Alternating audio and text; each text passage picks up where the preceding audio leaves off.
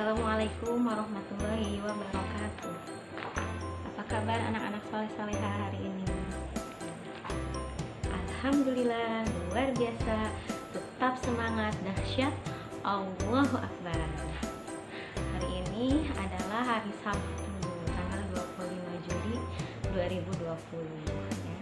Insya Allah nanti di sekolah akan ada live IG Baitur Rahman ya, dan ayah dan bunda kalian nanti akan mengikuti rapat sosialisasi PJJ insya Allah ya. Ya, ini hari ini mau bercerita kembali ya, yang diambil dari buku Muhammad Teladanku ya, yaitu bukunya tentang Madinah Al-Munawwaroh ya. Di buku ini menceritakan kisah Nabi Muhammad selama di perjalanan hijrah dari Mekah ke Madinah ya, yang luar biasa. Itu membutuhkan jiwa yang besar, membutuhkan pikiran, dan membutuhkan harta juga ya, membutuhkan harta. Nah, di sini Rasulullah SAW mau mengajarkan kepada kita ya tentang kesabaran, gitu ya. Karena kan kalau misalnya Nabi Muhammad memohon kepada Allah mudah saja ya ya.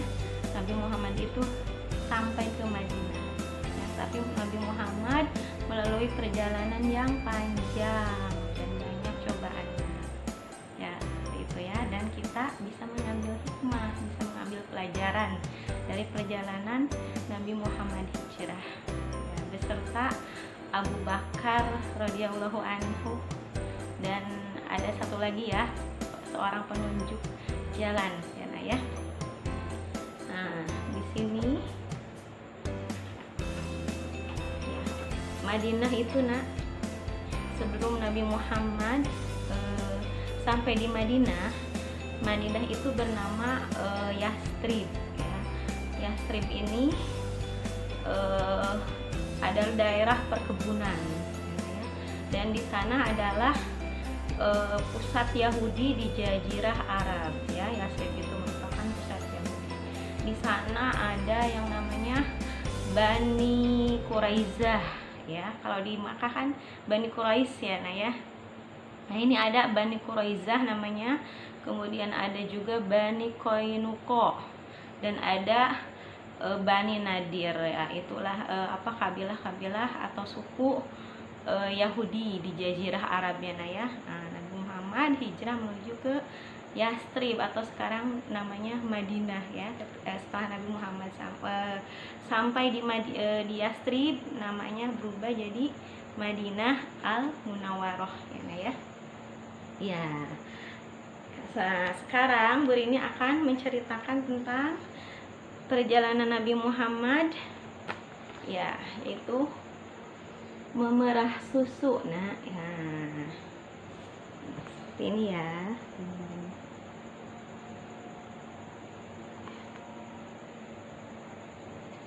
Ya, Bu Rini akan bacakan ya. Adik-adik tersayang, tidak lama kemudian rombongan Rasulullah Shallallahu Alaihi Wasallam melewati kemah seorang ibu yang bernama Ummu Ma'bad. Mereka pun berhenti untuk membeli kurma, daging, dan susu. Tempat seperti itu memang biasa menyediakan perbekalan untuk para musafir yang lewat. Namun sayang, semua yang mereka inginkan ternyata sudah habis. Ummu Ma'bad yang baik hati merasa iba. Demi Allah, seandainya ada sesuatu yang tuan-tuan butuhkan, silahkan mengambilnya. Tuan-tuan tidak perlu membayar. Rasulullah Shallallahu Alaihi Wasallam melihat seekor kambing kurus dan bertanya, bagaimana keadaan kambing itu, Ummu Ma'bad? Apakah ia bisa mengeluarkan susu? Kambing itu adalah kambing yang sakit-sakitan, Tuan. Ia sama sekali tidak menghasilkan susu. Apakah engkau memperkenankan saya memerah susunya? Tanya Rasulullah Shallallahu Alaihi Wasallam lagi. silahkan jika memang tuan mengira ia dapat menghasilkan susu. Adik-adik tersayang, dengan izin Allah Subhanahu wa Ta'ala, kambing sakit-sakitan itu menghasilkan susu ketika Rasulullah Shallallahu Alaihi Wasallam memerahnya. Susu itu beliau berikan kepada Abu Bakar, lalu Abdullah bin Uraikid, ya, ini adalah penunjuk jalan ya bagi Nabi dan sahabatnya Abu Bakar saat perjalanan hijrah ke Yastrib atau Madinah. Dan terakhir untuk beliau sendiri, untuk Nabi sendiri ya, ya. Sesudah itu beliau memerahkan susu untuk Ummu Ma'bad. Kemudian beliau memerahkan segelas lagi kepada Ummu Ma'bad. Ambillah ini 1 gelas buat Abu Ma'bad jika nanti ia datang. Setelah itu Rasulullah SAW dan rombongannya pun kembali meneruskan perjalanan. Sesudah matahari terbenam, datanglah Abu Ma'bad. Melihat segelas susu telah disediakan untuknya, ia keheranan dan bertanya kepada istrinya, "Dari mana segelas susu ini, Ummu Ma'bad?" "Ini dari kambing kita yang sakit-sakitan." Kemudian Ummu Ma'bad bercerita panjang lebar. Abu Ma'bad segera keluar dan memerah susu kambing kurus itu. Adik-adik tersayang, ternyata sejak saat itu sampai mati, kambing kurus itu selalu menghasilkan banyak susu, ya. Abu Ma'bad berkata kepada istrinya, "Sungguh saya bercita-cita apabila kelak saya dapat berjumpa dengan orang yang kau ceritakan itu. Saya hendak menjadi pengikut dan sahabatnya." Begitu ya ceritanya. Ya, sekarang kita lihat yang di sini ya, cerita yang di bawah ini. Nah, ya, Rasulullah Shallallahu Alaihi Wasallam yang sederhana.